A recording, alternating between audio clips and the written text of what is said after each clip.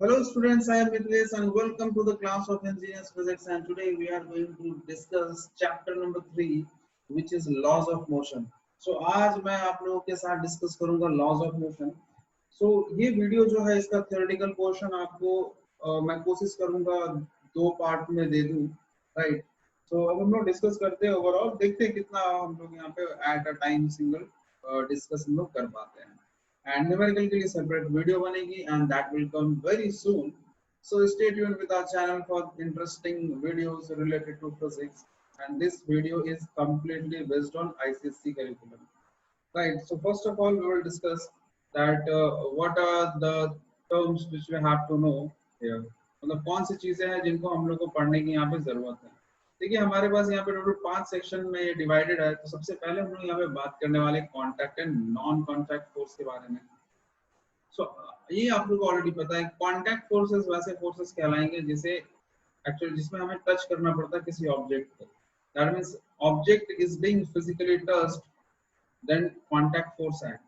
And without physically touch करके अगर force act हो रहा तो उसे हम कहते हैं non contact force. We will discuss this, right.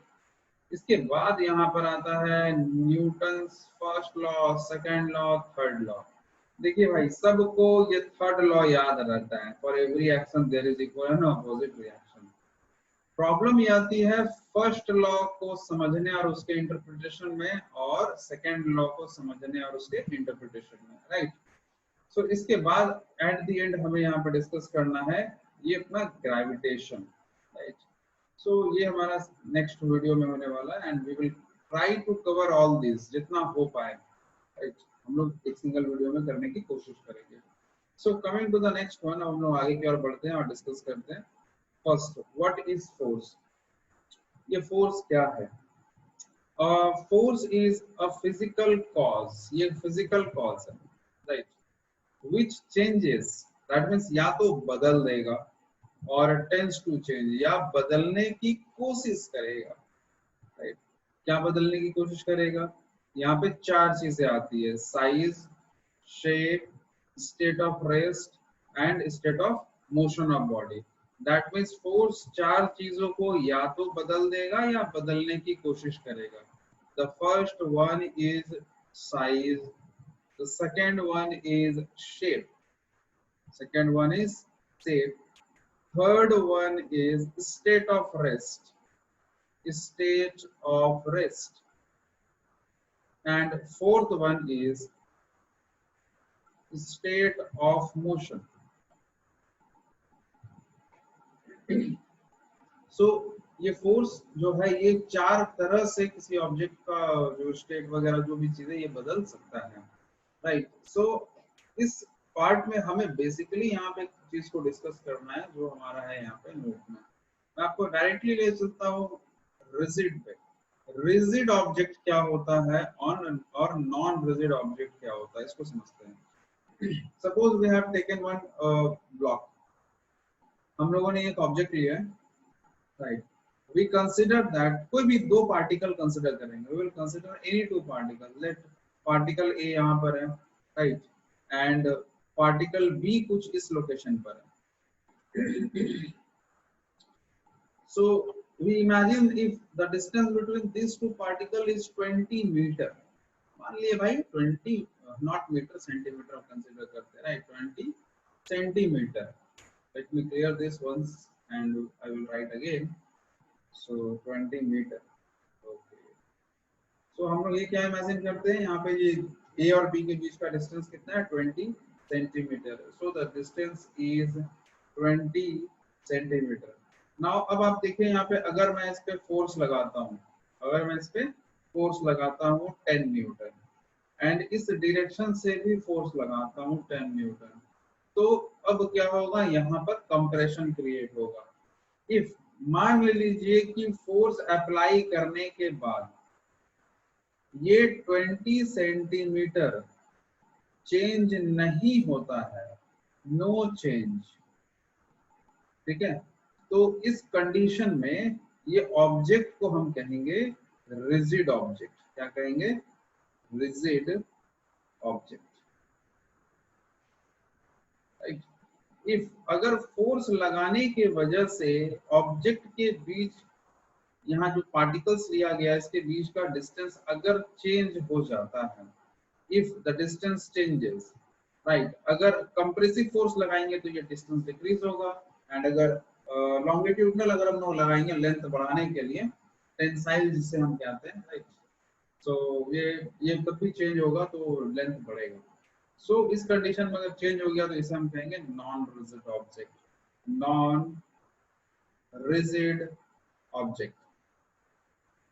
So next अब हम लोग यहाँ पे डेफिनेशन पे डिस्कस करते हैं, और आप देखिए यहाँ पे क्या लिखा है, बहुत बेहतरीन तरीके से आपको समझ में आने वाला है। A force when applied on rigid object do not change the interspacing, between the constituent particle, right, change नहीं करेगा तो वो rigid body है।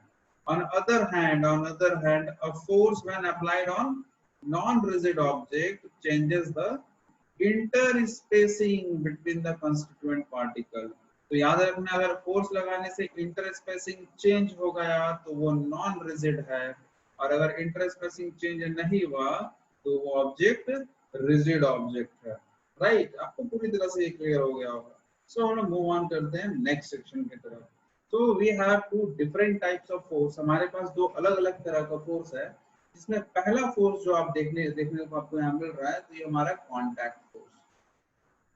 कॉन्टैक्ट फोर्स में टच होना चाहिए, राइट, फिजिकली टच होना चाहिए, फिजिकली टच, राइट। और नॉन कॉन्टैक्ट फोर्स के लिए फिजिकली टच होने का जरूरत नहीं है, no need of being physically touched, of being physically touched, right. I hope writing आपको समझ में आ रहा होगा। सो नेक्स्ट, अब कहने का मतलब अगर टच करके अगर फोर्स लग रहा है, फोर्स लगाने के लिए टच करना पड़ रहा है तो वो कांटेक्ट फोर्स है, और अगर बिना टच के अगर हो रहा है तो ये नॉन कांटेक्ट फोर्स है। तो चलिए नेक्स्ट अब हम लोग आगे बढ़ते हैं और समझते हैं वन बाय वन। आप देखिए जो भी यहाँ मैं लिखा हूँ ये बस आप नोट्स की तरह ही नोट कर लीजिए, देखिए आपको डेफिनेटली आपको काफी बेटर कॉन्सेप्ट क्लियर हो पाएगा, राइट। अब आप देखिए यहाँ पे हमारे पास है ये कांटेक्ट फोर्स के बारे में हमें डिस्कस करना है। कांटेक्ट फोर्स क्या, the force which are applied on bodies by making physical contact, that means अगर कांटेक्ट बना करके फोर्स लग रहा है किसी ऑब्जेक्ट में तो वो क्या फोर्स कहलाएगा, कांटेक्ट फोर्स कहलाएगा, right. These forces are produced and experienced when body comes in contact with another, right. Book में आपको बहुत सारे एक्सप्लेनेशन है, मैं कुछ ही बताऊंगा, बाकी आप खुद भी कुछ करने की कोशिश करें। The first one is frictional, right, ये हमारा जो है फ्रिक्शनल फोर्स है। सो व्हेन बॉडी स्लाइड्स और rolls over a rough surface, friction होने के लिए सरफेस कैसा होना चाहिए, रफ होना चाहिए, स्मूथ पे फ्रिक्शन जीरो होता है, राइट। सो आप यहाँ पे ये ध्यान पे रखो, मैं आपको बता दूं, ये जो सरफेस है ये दो पार्ट में डिवाइड किया जा सकता है। तो पहला one is rough surface, rough surface, right. इसमें इसके बाद आता है स्मूथ सरफेस, स्मूथ सरफेस। तो अगर ये स्मूथ सरफेस में फ्रिक्शन नहीं होगा एंड ये रफ सरफेस में फ्रिक्शन होगा, so a force start acting on a body in opposite to the motion of the object along the surface in contact, this is called frictional force or force of friction। कहने का मतलब यहाँ पे आप देख रहे हो, यहाँ पे एक ऑब्जेक्ट पे फोर्स लगाया जा रहा है, ये वाला आपको दिख रहा है इस डायरेक्शन में, इस डायरेक्शन में क्या एक्ट हो रहा है, फ्रिक्शनल फोर्स, स्मॉल एफ से हम इसको डिनोट करते हैं, राइट। ये कांटेक्ट में आया तभी यहाँ पे लग पाया। Next is normal force. Normal force में क्या आप देखो, आप यहाँ पे अगर यहाँ पर एक ऑब्जेक्ट है, अगर यहाँ पे एक ऑब्जेक्ट है, राइट, अगर इसे मैं किसी टेबल पे या सरफेस पे रखूं तो डेफिनेटली इसका वेट डाउनवर्ड क्या काम करेगा, m इंटू जी, ठीक है, एंड अपवर्ड एक रिएक्शन काम करेगा, राइट। तो ये रिएक्शन कब लग पाया, ये रिएक्शन ये सरफेस, ये जो सरफेस हमने बनाया है यहाँ पे, ये इस ऑब्जेक्ट पे फोर्स लगा पाया है, इसका नाम क्या है, रिएक्शन। ये कब लगा पाया, जब ये कांटेक्ट में आया है, राइट। यहाँ पे बहुत सारी चीजें लिखी हुई है, आप इसे पढ़ लीजिएगा। ये इसे नॉर्मल रिएक्शन कहते हैं। आपको आगे चल के या तो इसको R से भी डिनोट करते हैं या तो N से भी डिनोट करते हैं, आपको पढ़ने को मिलेगा। नेक्स्ट, और टेंशन मैं यहीं तक बताऊंगा, आगे आप खुद से पढ़िएगा, राइट, कुछ तो आप खुद से करेंगे ना भाई। सो टेंशन का मतलब क्या, आप याद रखो कि भाई अगर फोर्स किसी स्ट्रिंग में लग रहा है, किसी स्ट्रिंग में लग रहा है तो उस फोर्स का नाम है टेंशन, राइट। अगर फिजिक्स टीचर बोलते भाई टेंशन टेंशन टेंशन, तो दो मीनिंग है भाई, यार पढ़ा पढ़ा के यार वो टेंशन मतलब टेंस्ड हो गया है, कि या तो वो एक्सपेरिमेंट कर रहा है और किसी ऑब्जेक्ट को हैंग किया स्ट्रिंग से और उस पर टेंशन एक्ट हो रहा है। सो चलिए देखते हैं, यहाँ पे एक बना लेते हैं, यहाँ पे बनाना ही यहाँ तो दिए हुआ, यहाँ हम लोग को क्या दिखता है, मैं थोड़ा इसे क्लियर कर देता हूँ। Okay, now you can see that यहाँ पे ये बॉडी का वेट यहाँ पे डाउनवर्ड काम कर रहा है, जितना वेट इधर काम कर रहा है उतना ही टेंशन यहाँ पे स्ट्रिंग में वर्टिकली अपवर्ड डायरेक्शन में एक्ट कर रहा है, राइट। आई होप आपको इतना समझ में आ गया। देखिए, और नेक्स्ट इसके बाद आपको अब दो है, force exerted by spring and collision, do it by you, खुद से कीजिए भाई प्लीज। नेक्स्ट, बिकॉज हमारा काम क्या है कि भाई कुछ टफ आपको सिखाया तो ताकि आप उसको सीख पाए, अच्छे से अप्लाई कर पाए। नॉन कॉन्टैक्ट फोर्स, डायरेक्ट आ जाइए यहाँ पे, विदाउट बीइंग फिजिकली टच, सीधी बात है यहाँ पे। The force experience by body even without being physically touch are called non contact force और फोर्स एट अ डिस्टेंस। ये तीन अलग अलग आपको फोर्स यहाँ एग्जांपल दिख रहा है, इसके बारे में आपको खुद से पढ़ना है। मैं बता दे रहा हूँ, एक्चुअली मैं तो मेरी हैबिट ही वही है, मैं बोल देता हूँ पढ़ना और थोड़ा सा हिंट भी दे देता हूँ। देखिए, ग्रेविटेशनल फोर्स किसके बीच में काम करेगा, मास के बीच में काम करेगा, राइट। मतलब हमारे पास दो ऑब्जेक्ट होना चाहिए और इसका मास है कुछ ना कुछ, तो इसके बीच में एक फोर्स काम करने वाला है। This is r and the value of mass is m1 and m2, so in between इसके फोर्स लगेगा, that is g m1 m2 by r square. ये फॉर्मूला आपको पढ़ना है इसी चैप्टर में, इसीलिए मैंने इसे पूरा यहाँ पे बता दिया, राइट। इसके बाद आता है इलेक्ट्रोस्टैटिक फोर्स, तो चार्जेस के बीच में लगने वाला फोर्स, किसके बीच में, चार्जेस, ठीक है। चार्जेस, चार्ज यहाँ पे पॉजिटिव होते हैं और क्या होते हैं, नेगेटिव। आपको याद रखना है, जब पॉजिटिव और पॉजिटिव एक साथ रहेगा तो उस कंडीशन में क्या होता है, रिपल्सन, राइट, रिपल्सन। एंड अगर नेगेटिव एंड नेगेटिव एक साथ रहेगा तो क्या होगा, तो भी रिपल्सन होगा। एंड अगर पॉजिटिव नेगेटिव एक साथ होगा, पॉजिटिव एंड नेगेटिव एक साथ होगा, तो इस कंडीशन में क्या होता है, अट्रैक्शन होता है, राइट। आई होप आपको इतना समझ में आया होगा। And what about magnetic force, ये मैग्नेटिक फोर्स आपको यहाँ पे दिख रहा है। मैग्नेटिक फोर्स मतलब मैग्नेट के बीच में लगने वाला force, that means magnetic pole का रिक्वायरमेंट इसमें होता है। तो आइए हम लोग यहाँ पे जनरल कैरेक्टरिस्टिक्स डिस्कस करते हैं। तो जनरल कैरेक्टरिस्टिक्स में फर्स्ट पॉइंट है the gravitational forces is always attractive in nature. Attractive कौन है भाई, gravitational. while electrostatic and magnetic forces can either be attractive or repulsive। मतलब ये ग्रेविटेशनल फोर्स की अगर हम बात करते हैं तो ये हमारा ऑलवेज अट्रैक्टिव, ये क्या भाई, always attractive in nature, right. ये ऑलवेज अट्रैक्टिव है।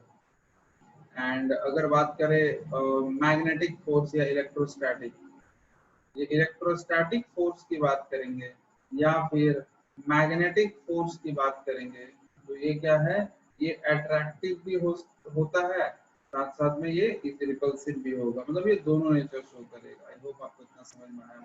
नेक्स्ट यहाँ पे the magnitude of non contact forces on two bodies depend on the distance of separation between them. It decreases with the increase in separation and it increases with the increasing separation. Okay, it decreases and increases with the as the separation decreases.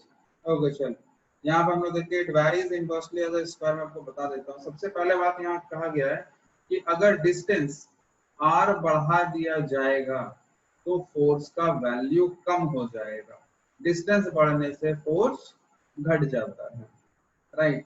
अगर distance को कम कर दिया जाए, distance को कम कर दिया जाए, particles या बॉडी के बीच का, तो फोर्स क्या हो जाएगा, बढ़ जाएगा। तो ये पहला पार्ट है इसमें।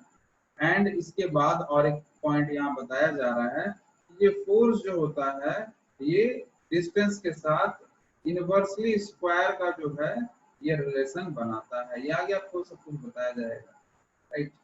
इस चीज को आप अभी फिलहाल ध्यान पे रखो। ये इस पैराग्राफ में हम लोगों को ये चीज समझ में आता है, राइट। पहला क्या है, डिस्टेंस बढ़ाएंगे फोर्स घटेगा, डिस्टेंस बढ़ाएंगे फोर्स घटेगा। दूसरा है डिस्टेंस घटाएंगे तो फोर्स बढ़ जाएगा। और इसको रिलेशन भी दे दिया, F is inversely proportional to the square of the distance between them। I hope आपको इतना समझ में आया होगा। And coming to the next one, so next is Newton's first law of motion, right? Newton's first law of motion, इसको बहुत simple से हम लोग समझते हैं। According to Newton's first law of motion, a body is in state of rest, it will remain in the state of rest, and if it is in state of motion, it will remain moving in the same direction with the same speed unless external force is applied on it। मतलब कहता है कि अगर हमारे पास एक object rest condition में है तो ये रेस्ट में ही रहेगा जब तक इस पे हम एक्सटर्नल फोर्स अप्लाई नहीं करते। तो एक्सटर्नल फोर्स अप्लाई करने से क्या होता है, ये मोशन मूव करने लगता है, तो ये मोशन में आ गया, right.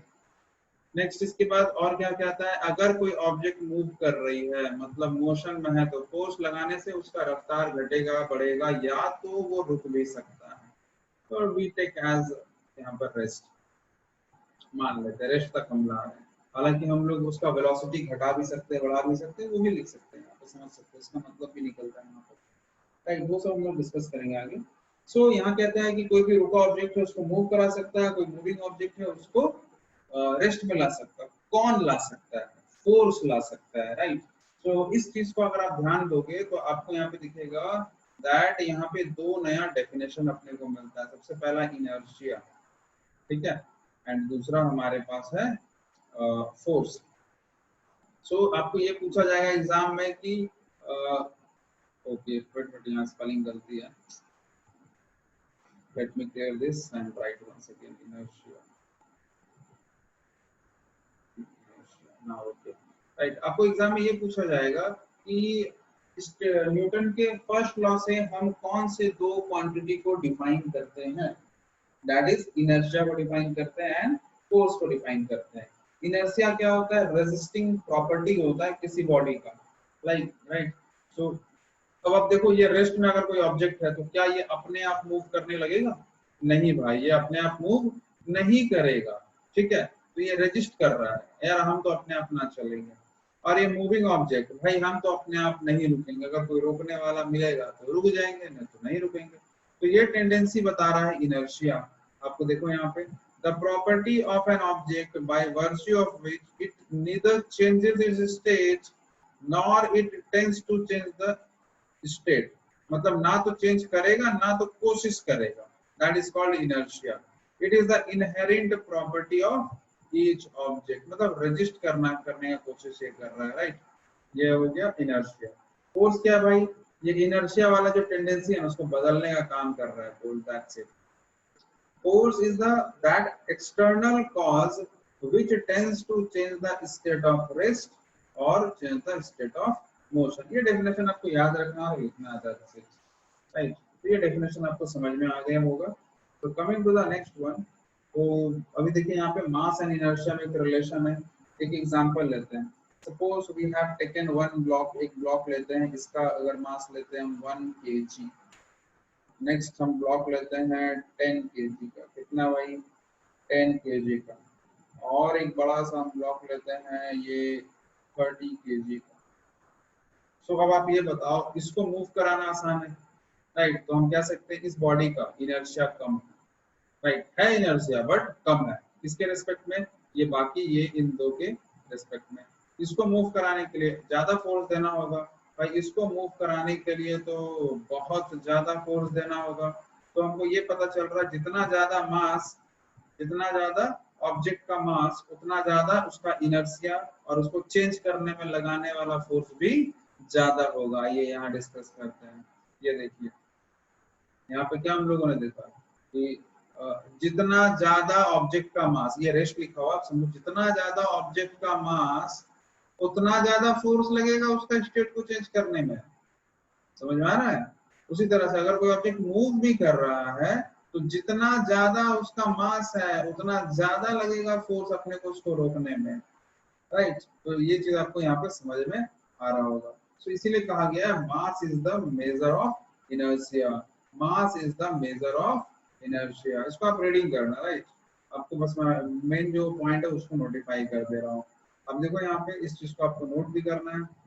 The greater the mass, the greater is the inertia of the body. जितना ज्यादा मास उतना ज्यादा रेजिस्टिंग नेचर, कि हम रुके हैं तो रुके ही रहेंगे, ठीक है, या हम चल रहे हैं तो चलते ही रहेंगे, उस टाइप से। So there are two types of inertia, right? तो हम लोग यहाँ पे देखते हैं सबसे पहला हमारे पास क्या है, ये हमारा inertia of rest। तो if a body is at rest, it will remain at rest unless an external force is applied to change its state of rest. This property of body is called inertia of rest and inertia of motion। यहाँ पे वही कि a body is in a state of motion continuous to be in a state of motion with the same speed in the same direction, right? Unless external force applied on it। तो कुल मिला के यहाँ पे ये कहता है कि भाई ये inertia of rest, रुका हुआ अपने आप नहीं चलेगा जब तक फोर्स ना लगे। और inertia of motion ये बोला कि भाई हम तब तक उसी दिशा में और उसी रफ्तार से चलते रहेंगे जब तक रोकने वाला हमको ना आ जाए। राइट, तो आप देखना इससे रिलेटेड बहुत सारे एग्जाम्पल है। तो मैं एक छोटा सा एग्जाम्पल लेने की कोशिश करता हूँ। सो आप उसको ये डायग्राम ही ना बने भाई अपने से। तो चलो भाई ये हम लोग एक मस्त टाइप से ये एम्बेसडर ही बनता है अपने से, तो ठीक है, आई एम हैप्पी। चलो ये तो बन रहा है अच्छे से लगभग। तो यहाँ पे ये व्हील है, इमेजिन करते हैं कि भाई यहाँ पर ये फॉरवर्ड डायरेक्शन पे यहाँ पर जो बंदा बैठा हुआ है, जो कैंडिडेट मतलब जो इंसान बैठा हुआ है, राइट, यहाँ दो कंडीशन है। अगर कार रेस्ट में है और सडनली इसको मूव करा दिया जाए तो ये जो बंदा बैठा हुआ, the person who is sitting here, ये बैकवर्ड डायरेक्शन में इसको एक फोर्स लगेगा, दैट मींस एक झटका लगेगा एक्चुअली। तो ये बैकवर्ड डायरेक्शन में लीन डाउन हो जाएगा, मतलब थोड़ा सा पीछे की ओर शिफ्ट होगा, ठीक है। और इसी तरह से अगर ये कार मान लेते हैं मोशन में था और सडनली ये रुक गया तो क्या होगा, ये जो पर्सन यहाँ बैठा है ये फॉरवर्ड डायरेक्शन में ये जाना चाहेगा तो अल्टीमेट ये फॉरवर्ड डायरेक्शन की तरफ लीन हो जाता है।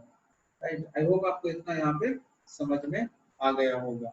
सो नेक्स्ट हम लोग आगे बढ़ते हैं। मैं रिक्वेस्ट करूंगा आपसे दैट प्लीज इसके बाद जो आपका एग्जांपल है उसको आप पढ़ें, बहुत ही सिंपल है, बेसिक सा एग्जांपल है। राइट, नेक्स्ट मोमेंटम, एंड इसका दो क्वेश्चन हम लोग कर लेंगे। मोमेंटम क्या होता है? मोमेंटम या लीनियर मोमेंटम सेम चीज बताता है। Linear momentum of a body is the product of किसका भाई? Mass and velocity, that is p is equals m into v होता है। Momentum is equals mass into velocity. अब आपको याद रखना है ये मोमेंटम जो है इसका एसआई यूनिट क्या होगा। देखिए भाई, एसआई यूनिट, एसआई यूनिट साफ ही लिख देता हूँ। चलिए इसका एसआई यूनिट हम लोग यहाँ पर डिस्कस करते हैं। S I unit of momentum क्या हो जाएगा? मास का होगा केजी और वेलोसिटी का मीटर पर सेकंड। देखिए आप यहाँ पे इस मास के लिए केजी लिखेंगे, वेलोसिटी का क्या होता है? मीटर पर सेकंड। तो इन दैट वे ये हमारा यूनिट हो गया। ये मोमेंटम कैसा क्वांटिटी है? ये वेक्टर क्वांटिटी है। तो इसका वेक्टर फॉर्म कैसे लिखेंगे? P vector is equals M into V vector, इस तरह से। राइट, मास तो वेक्टर है नहीं, वेलोसिटी के वेक्टर होने की वजह से मोमेंटम क्या हो गया? वेक्टर हो गया। राइट, नेक्स्ट हम लोग यहाँ पे देखिए दो न्यूमेरिकल डिस्कस कर लेते हैं, ये बहुत इजी है। कहता है बॉडी ऑफ मास 5 kg, एक बॉडी है जिसका मास क्या भाई?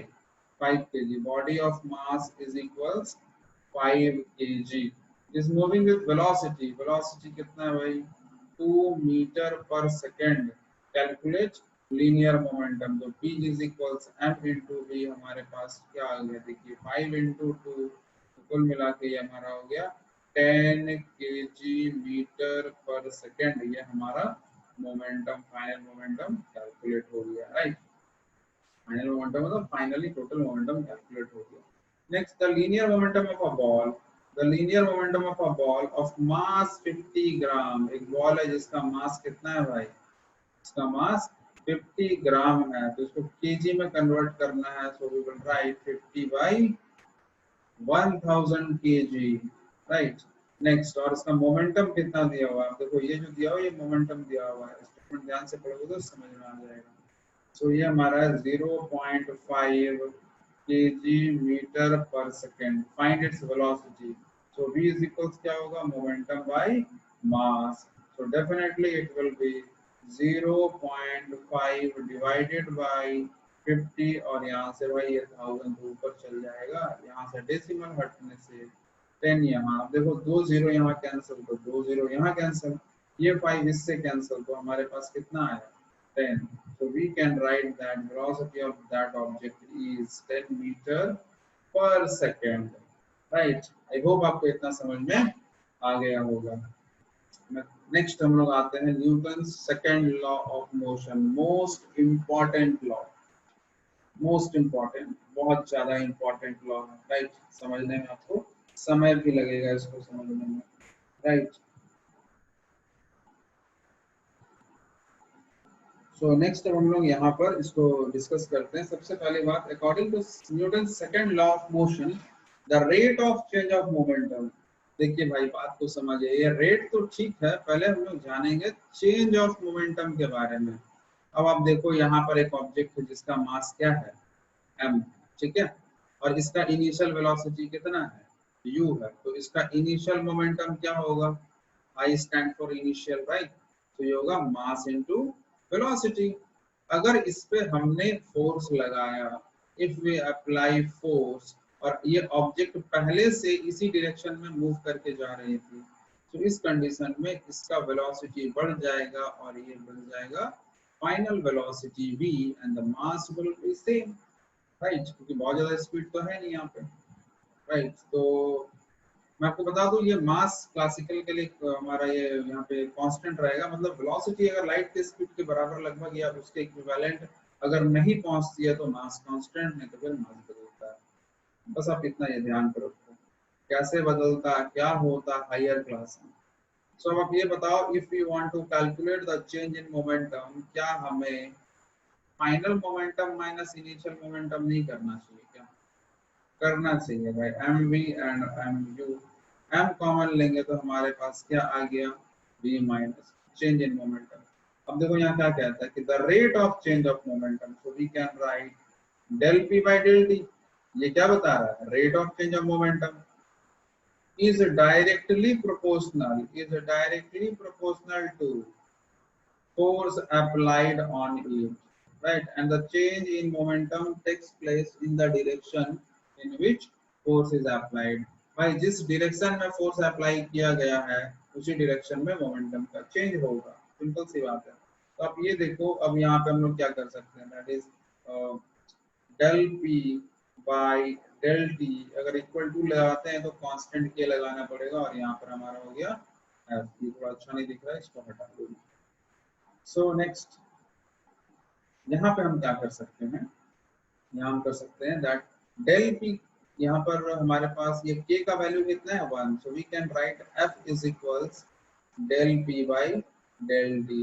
अब आप अगर जरा ध्यान दोगे तो हम चेंज इन मोमेंटम के बदले यहाँ पे लिख सकते हैं ये वाला टर्म, तो mass with in bracket final velocity minus initial velocity divided by del T. तो क्या अगर हम इसे ऐसा लिख दे, f is equals mass into v minus u divided by t, या फिर डेल टी, तो क्या ये एक्सेलरेशन नहीं बन गया?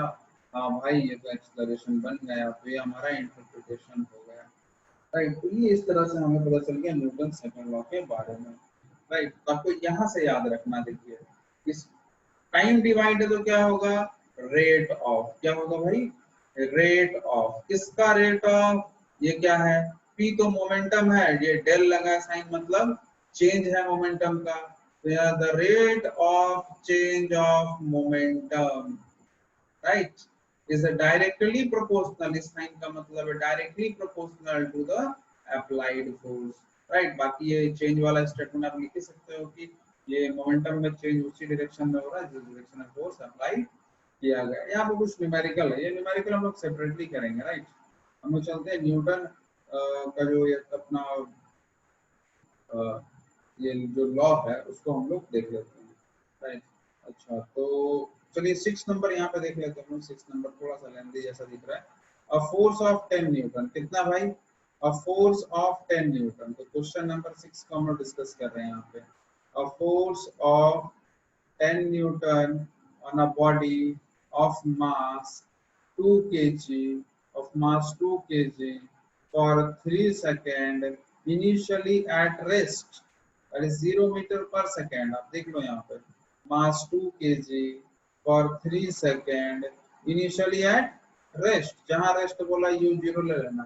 Calculate the velocity acquired by the body, कितना वेलोसिटी एक्वायर करेगा ये निकालना है, और हमें बताना है कि चेंज इन मोमेंटम कितना हो गया है, राइट।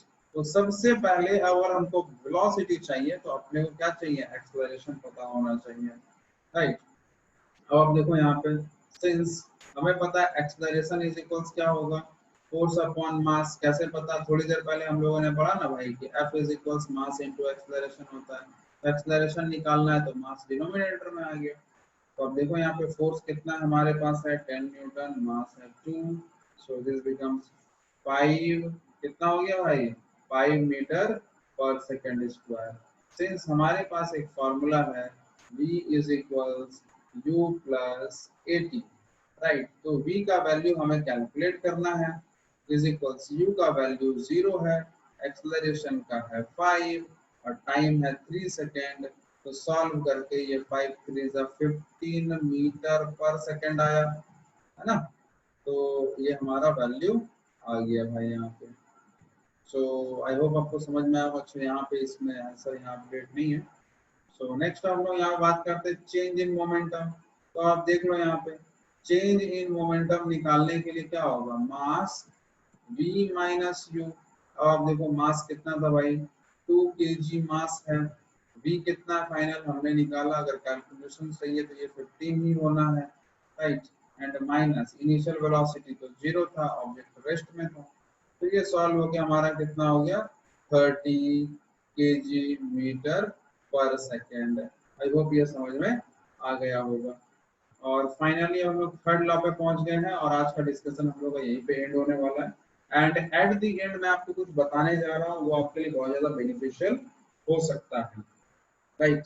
सो अभी आप देखिए यहाँ पे, from Newton's third law of motion, to every action there is equal and opposite reaction। इसका मतलब यहाँ पर ये है, इमेजिन कीजिए कि भाई यहाँ पर एक वॉल है, राइट। यहाँ पे क्या है? एक वॉल है। अगर इस पे फोर्स ऐसे करके लगाया गया, किसी चीज से स्ट्राइक कराया गया, सपोज दिस इज 50 न्यूटन, तो ये वॉल भी बैक फोर्स लगा रहा है सेम स्ट्रेंथ का 50 न्यूटन, राइट, बैकवर्ड डायरेक्शन में। तो आई होप आपको इतना समझ में आया कि एवरी एक्शन के लिए इक्वल एंड अपोजिट रिएक्शन होता है। थोड़ी देर पहले आपने ये डायग्राम कुछ ऐसा करके देखा था, जैसे मान लीजिए ये डायग्राम को मैं थोड़ा अच्छा बनाने की कोशिश कर रहा हूँ।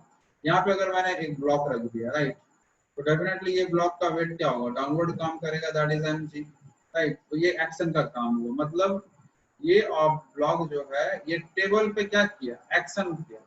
और ये टेबल क्या करेगा भाई? इस पे रिएक्शन करेगा। सो ये रिएक्शन इस पे आर के फॉर्म में लगेगा, राइट। सो कहने का मतलब आप यहाँ देख लो, यहाँ देखने की वाली बात ये है कि एक्शन रिएक्शन हमेशा दो अलग बॉडी में होगा। एक्शन रिएक्शन हमेशा दो अलग बॉडी में होगा। यहाँ ब्लॉक एक्शन कर रहा है टेबल पे और टेबल रिएक्शन दे रहा है ब्लॉक पे, राइट। आई होप आपको इतना समझ में आ गया होगा। सो इसके बाद जो बात की बात मैं बताने जा रहा था, तो मैं आपके साथ डिस्कस कर देता हूँ, राइट। सो आई होप आज का क्लास आपको बहुत पसंद आया होगा, दैट मीन्स आपको समझ में एक्चुअली आया होगा। एंड मैं आपको ये बताना चाहता हूँ कि हम लोग अभी फिलहाल लाइव क्लासेस जो है स्टार्ट किए हैं, राइट। तो ये लाइव क्लासेस हमारा दो डिफरेंट टाइप का लाइव क्लासेस है। The first one is free live classes, free live classes, and the second one is paid live classes, paid live classes, right। अब इसमें क्या है कि इन दोनों में कुछ बेसिक सा डिफरेंस है, राइट। आप इस नंबर पे व्हाट्सएप कीजिएगा, ये 8935857406, राइट। ये व्हाट्सएप नंबर, इस नंबर पे आप व्हाट्सएप कीजिए। आपको जिस भी क्लास में इनरोल करना होगा उसके लिए आपको एक डिटेल्स दे दिया जाएगा, उसके बाद आप प्रोसीड कर सकते हैं, राइट। एंड मैं आपको बता दूं कि ये फ्री वाले के लिए मंथली फी नहीं है, लेकिन पेड वाले के लिए मंथली फी है। बस मैं आपको इतना बताना चाहता हूँ, रेस्ट आप अपने हिसाब से देख सकते हैं। और एक चीज मैं आपको बता दूं कि ये जो कोर्सेस है, ये फ्री एंड पेड जो है, ये 9 एंड 10 के लिए है, राइट। एंड 11 एंड 12 की क्लास के स्टूडेंट के लिए सिर्फ एक ही कोर्स है, ये पेड कोर्सेस अवेलेबल है। एंड 9 एंड 10 के लिए ये फ्री कोर्सेस अवेलेबल है एंड पेड कोर्सेस भी अवेलेबल है। एंड मैं आपको ये बता दूं कि आप व्हाट्सएप कीजिए एंड डेफिनेटली डिटेल्स लीजिए। एंड अपने अकॉर्डिंग आप देख सकते हैं कि कौन सा क्लास आपके लिए सुटेबल है एंड यू में ज्वाइन दैट। इसमें हम लोग लाइव इंटरेक्ट होते हैं और आपकी जो भी क्वेरीज है वो हम लोग उसको डिस्कस करते हैं, राइट। आई होप आपको आज का क्लास बहुत पसंद आया होगा। So for interesting video like this, stay tuned with the channel Ingenious Physics.